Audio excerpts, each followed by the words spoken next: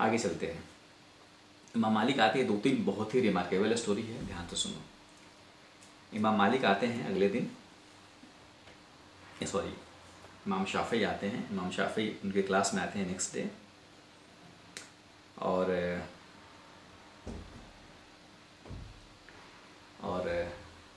Class में बैठते हैं। इमाम मालिक क्या हैं, हदीस पढ़ा रहे हैं, और कुछ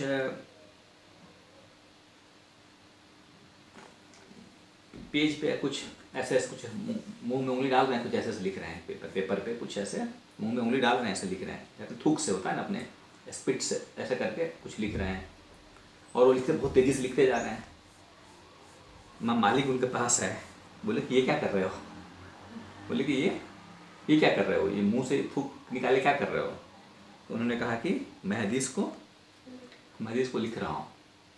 इमाम मालिक बोले लिख रहे हो, पढ़ो जरा, किधर है, पानी से लिखा हो क्या दिखेगा, कहाँ है, क्या है, पढ़ो जरा मुझे।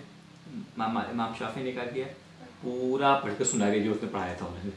इमाम मालिक वाकई शॉक्ड रह गए, करे मैं तो पूरी क्लास में जो पढ़ाया था, इसलिए ये थूक से कुछ लिखा है उंगली से, क्योंकि उनके पास पेन नहीं था, इंक नहीं था, एफर्ट पैसा नहीं था कि इंक खरीदे, लेकिन शिकायत नहीं कि नहीं मैं क्लास नहीं जाऊँगा, जो है उससे ध्यान लगाया और पूरा याद कर लगा, और पता नहीं क्या लिखा होगा, अल्लाह जानता है। तो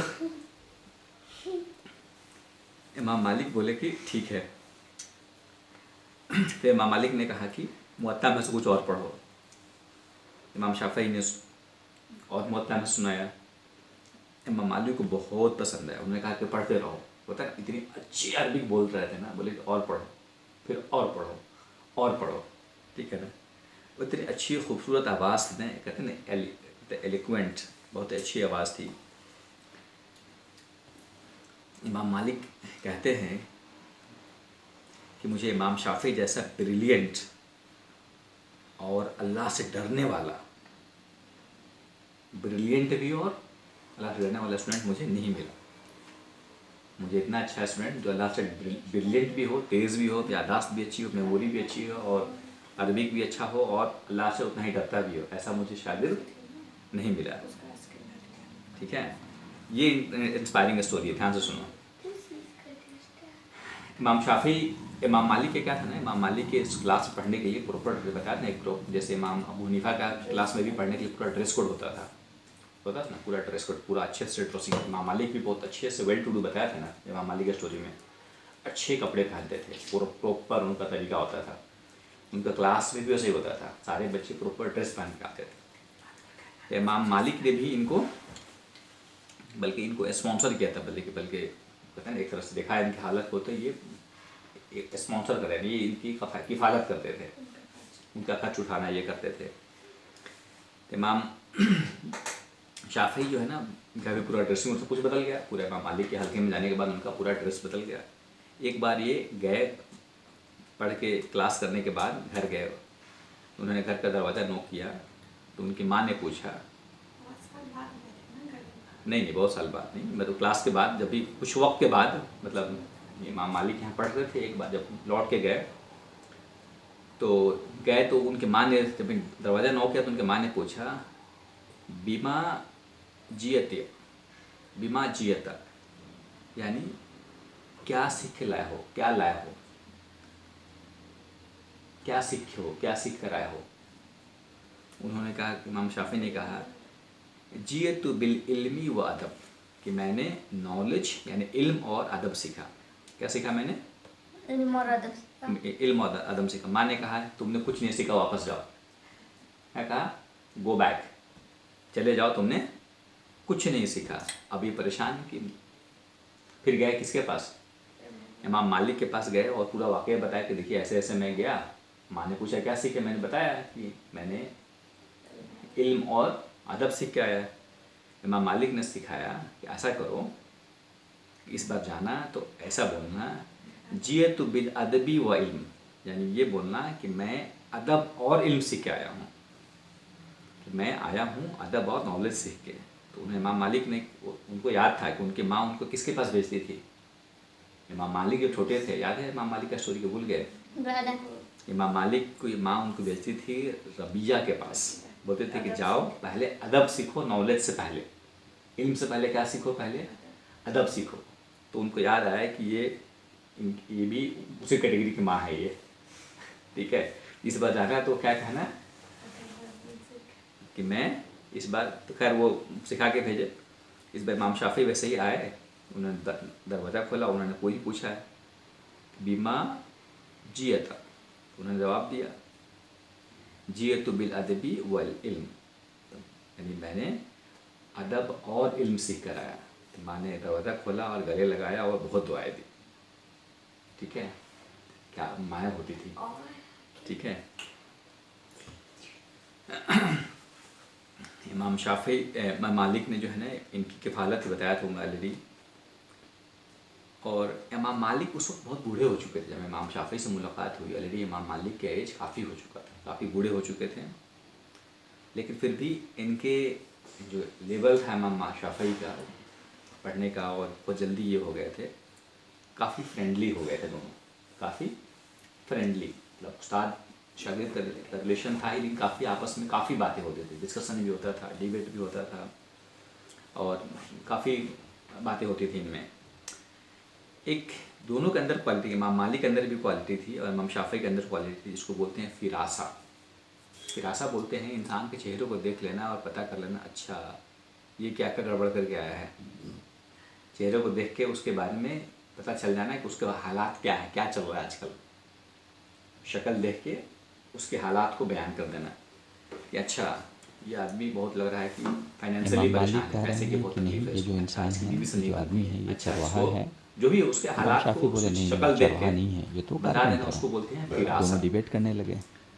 इतने में उनका एक तो स्टूडेंट ये था, दोनों बहुत सोचा कि माहिर थे, चलो जाके दोनों पूछ अक्सर लेते क्या हैं उस करते आदमी साथ में से। बैठे रहते थे, कोई जाता उसने जाके देखते थे, पूछा कि बोलते भाई अच्छा तुम करते देखो क्या हो। उस ये आदमी ने है कहा कि मैं तो ये मैं पौधे से लड़ चरवाहा गया था है, पहले, तो लेकिन वही अभी कहते मैं थे हाँ आजकल बिल्कुल सही, अपना वो काम मतलब चेंज कर दिया दोनों और मैं भी दोनों कारपेंटर का यानी गेसिंग मैं जो होता बढ़ई था का ना काम बिल्कुल मैच करता कर हूँ। जाता था, इस ये भी तरह से कहते थे क्या दोनों बोलते ही हाँ अपनी बिल्कुल अपनी सही है। फिरासा में सही थे। और उनके स्टूडेंट बड़े एंजॉय करते थे इसको, उनके स्टूडेंट को बड़ा अच्छा लगता था, जो उनके जो बाकी जो स्टूडेंट्स होते थे।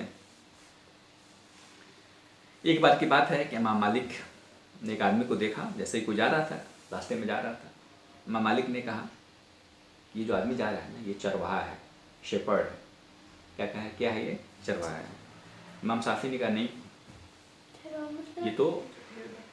ये तो कारपेंटर है। कारपेंटर मतलब क्या हुआ, बढ़ई है, लकड़ी काम करता है। अब इमाम मालिक ने कहा कि नहीं ये तो चरवाहा है। इमाम शाफी बोल रहे हैं कि नहीं ये तो बढ़ई है।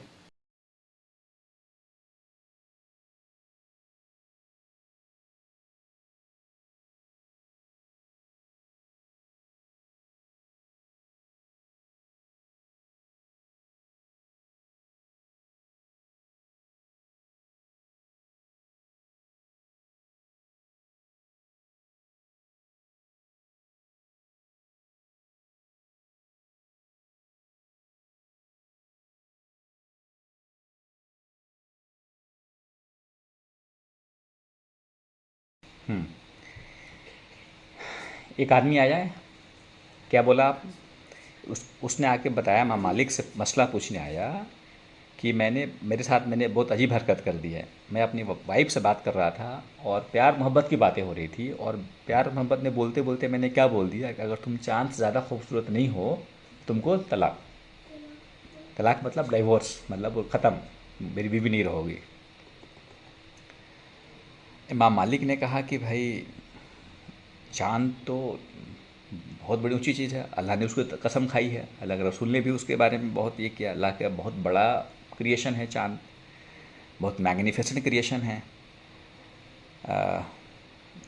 तो ये तो तलाक काउंट हो जाएगा, ये तलाक जो है ना काउंट हो जाएगा, 3 में से 1 काउंट हो गया। अब तो ये तो वो आदमी बहुत उदास हुआ, खैर चला गया। इमाम शाफी खामोश थे, उसके पीछे पीछे गए, उस आदमी के पीछे पीछे गए और जाके उससे जब बुलाया, उससे वो बाहर निकल गया, वो बुलाया उसको, बोले कि देखो तुम्हारा तलाक काउंट नहीं हो, तलाक नहीं हुआ ये। आदमी बोला कैसे, मालिक ने तो कहा कि तलाक हो गया। बोला नहीं नहीं होगा।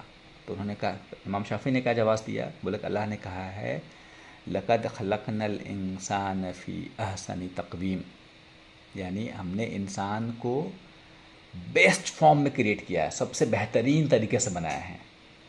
अल्लाह ने क्या कहा कुरान में, इंसान को हमने बेहतरीन बनाया है। इनसे बेहतरीन मखलूक कौन है? इंसान है। तो चाँद कैसे हो गए? चाँद भी अल्लाह के मखलूक है, सूरज भी अल्लाह के मखलूक है, अल्लाह के क्रिएशन है। अल्लाह ने क्या कहा, सबसे बेस्ट किसको कहा? इंसान को। तो तुम्हारा बात कहाँ सही? तुमने कहा ना कि तुम्हारी वाइफ चाँद से ज़्यादा खूबसूरत है, तुम्हारी वाइफ चाँद से ज़्यादा खूबसूरत है, यानी सब पूरा इंसान चाँद से ज़्यादा खूबसूरत है। तो वो सब बोला कर हाँ सही है, वो बंदा खुशी खुशी चला गया, बात ख़त्म हो गई। ठीक है। बाद में इमाम मालिक को पता चला कि ऐसा ऐसा हुआ है। तो इमाम मालिक ने कहा कि ही वाज राइट, कि इमाम शाफ़ी के बारे में कहा कि नहीं वो सही है, उसने जो कहा वो वही ज़्यादा सही है। और उन्होंने कहा कि मुझे खुशी इस बात की है कि उसने सही चीज़ ढूंढ के निकाली।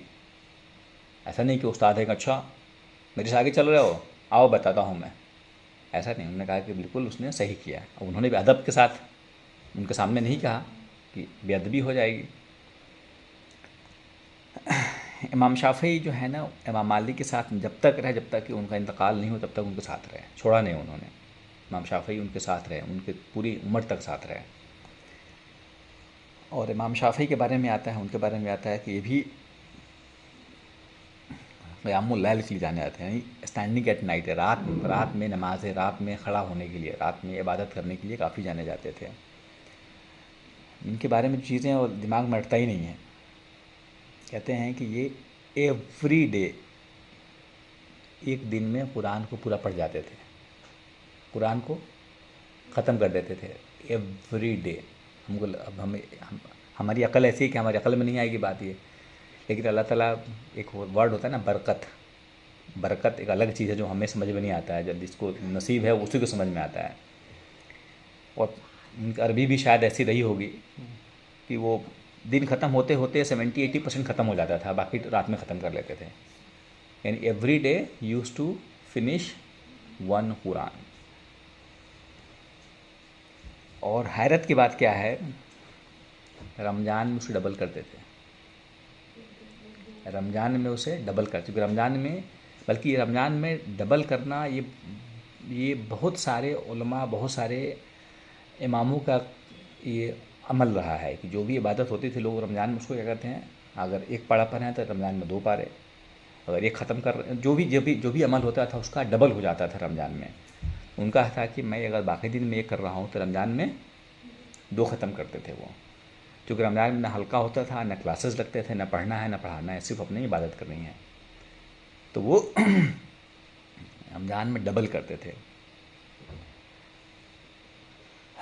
एक बार की बात है और इंटरेस्टिंग वाक़या है, क्या डर था अल्लाह का। इमाम शाफ़ी कहीं जा रहे थे और उन्होंने क्या देख लिया, इमाम शाफ़ी जा रहे थे, उनके सामने कोई औरत जा रही थी। इमाम शाफ़ी की निगाह बाय एक्सीडेंट गलती से उनके पैर को देख लिया, किसी औरत के पैर को देख लिया उन्होंने। बिल्कुल डर गए, घबरा गए। ही वॉज अ मैड, कि मुझसे बहुत बड़ी गलती हो गई, मुझे लगता है कि मैं अपनी यादाश्त खो दूँगा, मुझसे गुनाह हो गया। और गुनाह होने से क्या होगा, वो इल्म जो है अल्लाह का नूर है वो मुझसे छिन जाएगा। वो चले गए। एक उस वक्त के जो बहुत बड़े स्कॉलर थे, वक़िया इब्ने ज़ुर्राह, बहुत बड़े स्कॉलर थे, इमाम शाफ़ी के उस्ताद भी रहे हैं। और वक़िया इब्ने ज़ुर्राह काफ़ी मशहूर थे अपनी मेमोरी के बारे में, अपनी यादाश्त के बारे में। तो उन्होंने गए और वक़िया इब्ने ज़ुर्राह से कहा कि मेरी यादाश्त जो है ना कमज़ोर हो जाएगी। क्यों? क्योंकि मुझसे ऐसा गुनाह सरज़द हो गया, एक्सीडेंटली मैंने एक औरत के पैर को देख लिया है। गुनाह है क्या? हाँ बिल्कुल गुनाह है, गैर औरत को देखना गुनाह है, गैर औरत पे। तो उन्होंने भी क्या अल्लाह वाले थे, उन्होंने भी कहा कि देखो, उन्होंने समझाया कि हर तरह के गुनाह से रुक जाना चाहिए इंसान को। इल्म क्या है? एक रोशनी की तरह है। इल्म क्या है? एक रोशनी की तरह है, और ये अल्लाह उसी को देता है जो अल्लाह की नाफरमानी नहीं करता है। अल्लाह उसी को इल्म अता करता है जो अल्लाह की नाफरमानी नहीं करता है। यानी उन लोगों ने मतलब इल्म को बिल्कुल कनेक्ट कर लिया था, यानी मेमोरी को, ख़ास तौर पे याददाश्त को कनेक्ट कर रखा था अल्लाह की नाफरमानी से। नाफरमानी करेंगे तो हमारी याददाश्त कम हो जाएगी, कमज़ोर हो जाएगी, ऐसे कनेक्ट कर रखा था। और हम नाफरमानी करते जाते हैं, सोचते हैं कि याददाश्त क्यों मेरी कमज़ोर है। एक बहुत बड़ा था उनका अपना एक। इमाम शाफ़ी का तरीका क्या था कि वो हर तरह के आर्गूमेंट को, डिबेट को बहुत अवॉइड करते थे। आर्गूमेंट को कहते थे कि इसमें कोई खैर नहीं है, यूं ही डिबेट करते रहना, किसी न हर आदमी से डिबेट करना, बहस करना, बहस में कोई खैर नहीं है। और जब डिबेट करना भी होता है ना, कोई स्कॉलर है, कोई अगर वाकई कोई मुद्दे पे, कोई टॉपिक पे बात करना है, तब वो डिबेट करते थे। हर डिबेट से पहले, हर बहस करने से पहले अल्लाह से दुआ करते थे, और दुआ करते थे कि या अल्लाह, जो हक़ है, जो सच बात है, वो जो जिस डिबेट हो रही है उसके मुंह पे भी जाहिर कर दे, उसके ज़बान पे भी जाहिर कर दे। और कभी भी इंटेंशन नहीं होता था कि डिबेट को मुझे जीतना है, कभी भी इंटेंशन, ये नियत नहीं होता था कि डिबेट को मुझे जीत जाना है। बल्कि डिबेट नियत क्या होता था कि हमें हक़ पे, आज सही बात पे आ जाना है। किसी से बहस करके क्या करना है, किसी से डिस्कस करके क्या करना है, सही बात पे आ जाना है। ठीक है ना? बहस करने का मतलब ये नहीं कि दूसरों को हरा देना है। बहस करने का मकसद क्या है? हक़ पे पहुंच जाना है। उन्होंने कहा कि कभी मेरा नियत नहीं रहा कि मैं सामने वालों को हरा दूं। और इस बात को लेकर उनके डिबेट, अल्लाह ने उतना सलाहियत दिया था कि वो डिबेट में कभी हारे ही नहीं। मतलब कभी कोई भी आ जाए, और भले उनका नियत नहीं होता था हराना है या जीतना है, उनको आता था कि सच आ जाए, लेकिन कोई उनके सामने टिक ही नहीं पाता था। और इससे लोग जेलस भी होते थे। बहुत सारे लोग जहाँ जाते थे, लोग अपने उस्ताद को छोड़ के इनके पीछे हो जाते थे। देखते थे, अरे जब उनके डिबेट के बाद अपने उस्ताद को छोड़ कर लोग इनके पीछे हो जाते थे, इनके शागिर्द बन जाते थे, तो बहुत सारे लोग जेलस भी हो जाते थे।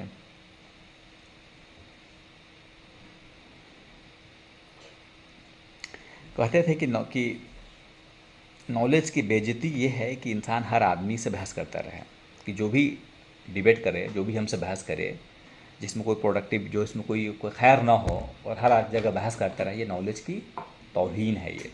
ठीक है कि हर आदमी से बहस करते हैं।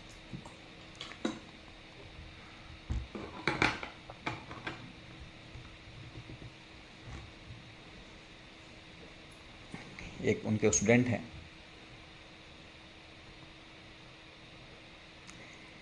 इमाम अल मुर्जनी, वन ऑफ हिज स्टूडेंट, एक उनके स्टूडेंट है। उन्होंने कहा कि मैंने इमाम शाफ़ी को बहुत गुस्से में देखा एक बार। कब देखा? कि मैंने एक अलग दूसरे आलिम के बारे में, मैंने उनको, वो जब बहस हुआ उनके बारे में मैंने बोल दिया था कि ही इज़ अ कज़्ज़ाब, मतलब वो झूठे हैं।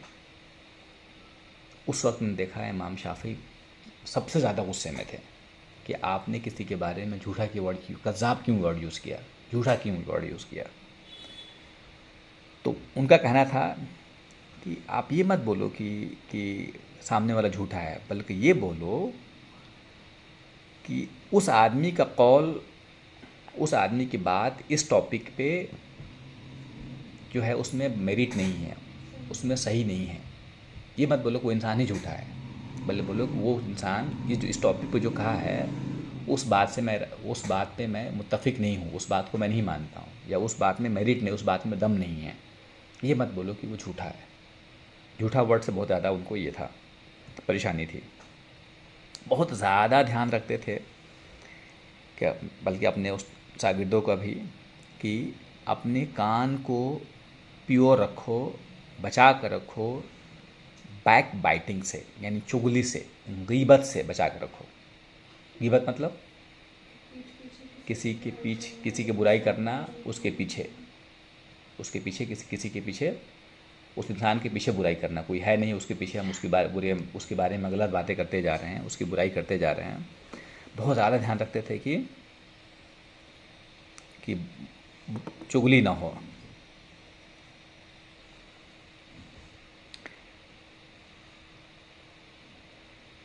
इमाम शाफ़ी कहते थे कि मैं चाहता हूँ, आई विश, मेरी ख्वाहिश है, मैं चाहता हूँ कि मेरा मेरा इल्म जो है ना वो स्प्रेड कर जाए, मेरा इल्म फैल जाए, लेकिन मेरा मेरा मेरा नाम लिए बगैर। बस मैं जो इल्म जो सीखा हूँ, जो मैंने समझा हूँ, जो चीज़ों में जो दिख रहा है, वो मेरा मकसद ये है कि लोग उसको समझ जाए, वो पहचान ले, मेरा मुझको हटा दे, मेरा नाम हटा दे उसमें से, मतलब मुझे उसका क्रेडिट नहीं चाहिए, वो नॉलेज पहुँच जाए लोगों तक।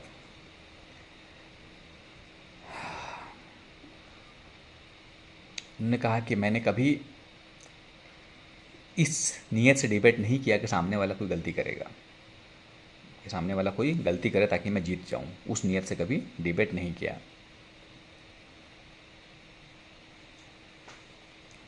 एक बार की बात है, एक जगह ऐसा ही डिबेट हो रहा था, डिस्कशन चल रहा था, ध्यान से सुनो। उस डिस्कशन के बीच में महफिल में से एक इंसान खड़ा हो गया, एक इंसान खड़ा हो गया और उसने इमाम शाफ़ी को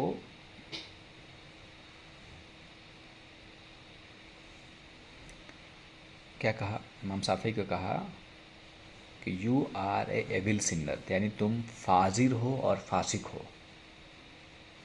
कोई आदमी बड़ा खड़ा होकर तकरीर कर रहा हो और उस मजमे में से एक इंसान खड़ा हो जाए, बोले कि तुम फाजिर हो और फासिक हो। फाजिर और फासिक मतलब मतलब बहुत बुरा वर्ड है ये। हाँ, मतलब बहुत एविल सिनर, मतलब फासिक, फाजिर मतलब बहुत, मतलब दोनों ही बहुत ही बैड वर्ड है, किसी के लिए भी यूज़ करना बहुत ही बैड वर्ड है ये। किसी को फासिक बोल देना, करप्ट हो, कहते हैं बहुत बड़े करप्ट करप्ट करप्ट इंसान हो।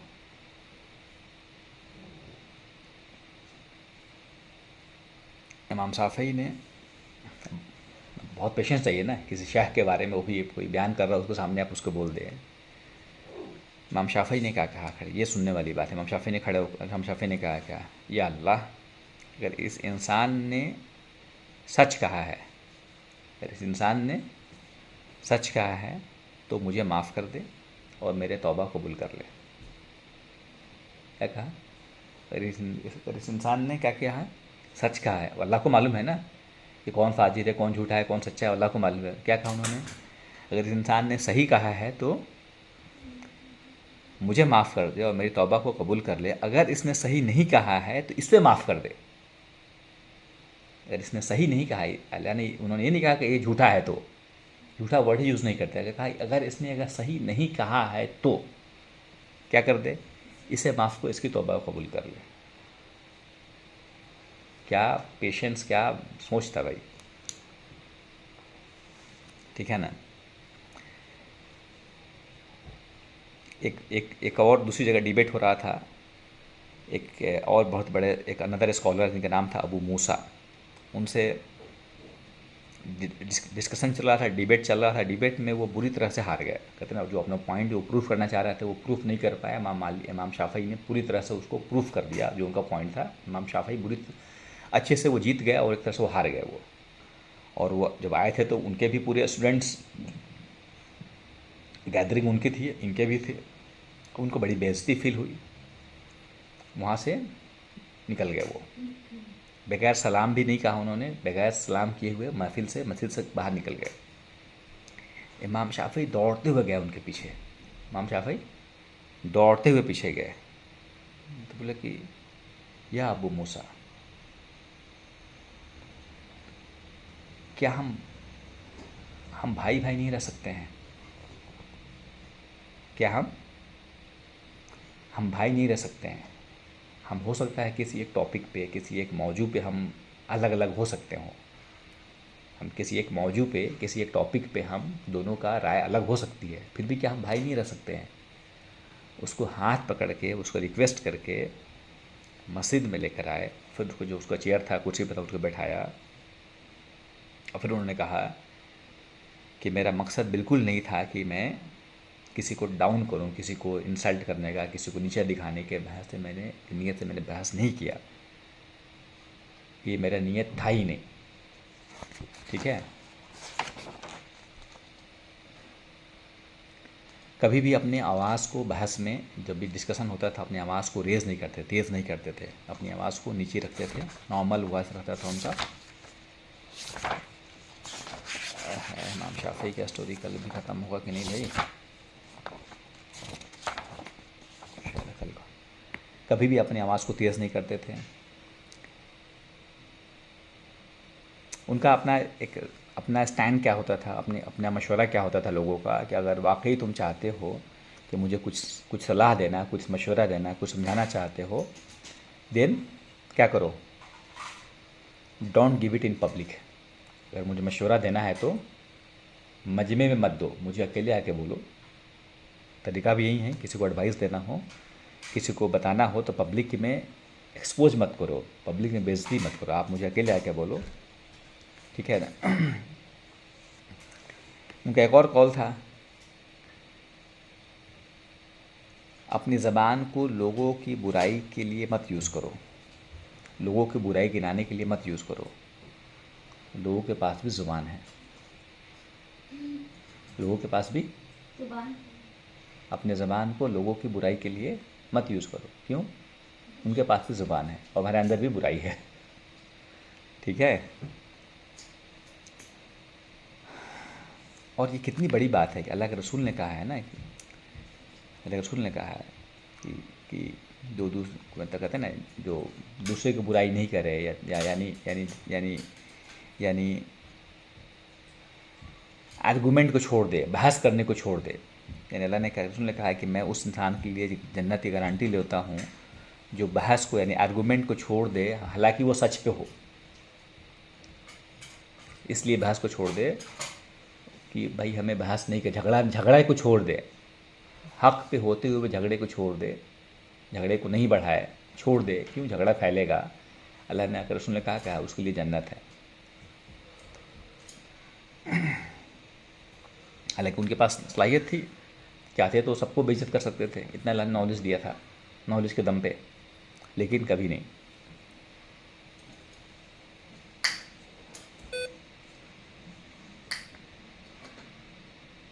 इमाम शाफी का वही था, उनका जो अदब जो उन्होंने माँ से सीखा था वो ज़बरदस्त था। इनका तरीका पढ़ाने का क्या था, ये भी जैसे इमाम मालिक का तरीका मैंने क्या बताया था। इमाम मालिक बहुत ही सीरियस थे, बिल्कुल टू दी पॉइंट बात करते थे। इमाम अबू हनीफा कैसे थे? बहुत मजाक किया। बहुत लाइट हार्टेड थे, मतलब बच्चों को हंसाना, खिलाना, पढ़ाना सब उसी में। इनका भी वैसा ही तरीका था, काफ़ी हल्के थे, लाइट हार्टेड थे, क्लास में जोक भी चलता था, कुछ फ़नी भी कुछ बातें होती थी। रिडल बहुत करते थे, रिडल होता है ना, कुछ पहेली बुझाना, क्विज़ करना, कुछ पहेली करना।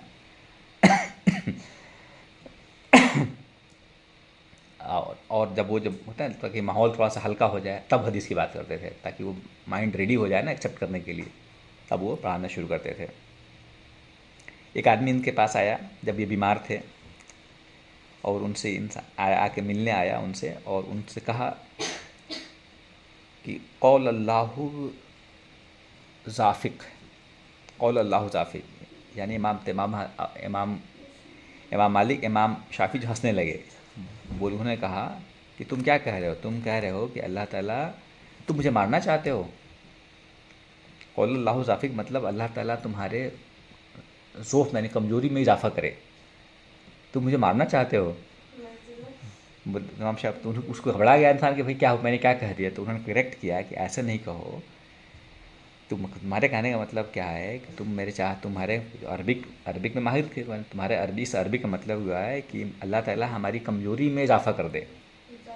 इजाफ़ा मतलब कमज़ोरी को बढ़ा दे, कमज़ोरी को और मजबूत कर दे, स्ट्रॉन्ग कर दे। बोला कि ऐसा नहीं करो। तो उन्होंने करेक्ट करके बताया, कौन वाला कल्ला में अल्लाह स्ट्रेंथन अगेंस्ट योर वीकनेस, यानी तुम आपको बल्कि ये कहो कि अल्लाह ताला मुझे मेरे वीकनेस के अगेंस्ट और मजबूत कर दे। तो कहने का मतलब ये काफ़ी लाइट थे, हमेशा हंसना हंसाना चलता रहता था, क्विज़ करते थे अपने क्लास में पढ़ाने से पहले। हाँ, एक लास्ट करके ख़त्म करते हैं। एक आदमी ने सवाल किया, एक आदमी ने सवाल किया, बहुत ही अजीबोगरीब सवाल किया कि ये बताइए कि अल्लाह ताला शैतान को कैसे पनिशमेंट देगा, शैतान को कैसे पनिशमेंट देगा। इंसान को तो आग में फेंक देगा अल्लाह ताला, बात समझ में आती है, आग में इंसान जल जाएगा। शैतान किससे बना है, तो आग को आग से कैसे पनिशमेंट देगा, ये भी सोच रहे हो ना। उन्होंने क्या कहा, एक अपने स्टूडेंट को भेजा, बोला कि जाओ बाहर से एक मिट्टी का झला उठा कर लाओ। मिट्टी का लेकर आया, उसने मारा एक थप्पड़ से, बोला कि चोट लगा तुमको, बोले कि हाँ चोट लगा। तो ये भी तो मिट्टी का था, कैसे चोट लगा, मिट्टी से चोट कैसे लग गया। तो बोले कि अल्लाह का काम है ना, अल्लाह हमको मिट्टी से पनिशमेंट दे सकता है, चोट लग सकता है। अल्लाह की मसलियत क्या है, आग से आग को भी पनिशमेंट दे सकता है अल्लाह ताला। हाँ ठीक है ठीक है, समझ, आग से शैतान को कैसे पनिशमेंट मिलेगा, समझ में आ गई बात। ये वैसे समझाना पड़ेगा ठीक है। तो ये तरीका था उनका। आगे अभी काफ़ी चीज़ें बाकी है, इसमें मेरा टारगेट है कल ख़त्म करने का इंशाल्लाह। कल सिर्फ इसी को फोकस किया जाए कल, क्योंकि इसके बाद फिर हमें नेक्स्ट वीक में इमाम अहमद इब्न हम्बल का स्टोरी जो है ना, वो मतलब लास्ट स्टोरी है, और लगता है कि सबसे ज़्यादा कहते ना माइंड बॉगलिंग स्टोरी उन्हीं का है। ये मतलब एक के बाद एक, सारे एक से एक है उनका स्टोरी। तो लगता है कि आदमी को नींद उड़ा देने वाली है, और सब बहुत डिटेल स्टोरी है उनकी, काफ़ी लंबी कहानी है उनकी, काफ़ी लंबे वाक़यात हैं उनके। उसको मुझे 2 क्लास में कवर करना है, नेक्स्ट वीक में इंशाल्लाह ख़त्म करना है इसे। आज के लिए यहाँ पे ख़त्म करते हैं इंशाल्लाह, कल फिर कनेक्ट करते हैं इमाम शाफ़ी के बाकी स्टोरी के लिए। किसी का कोई सवाल है तो आप पूछ सकते हैं अगले 1 मिनट के अंदर, otherwise we will end the session.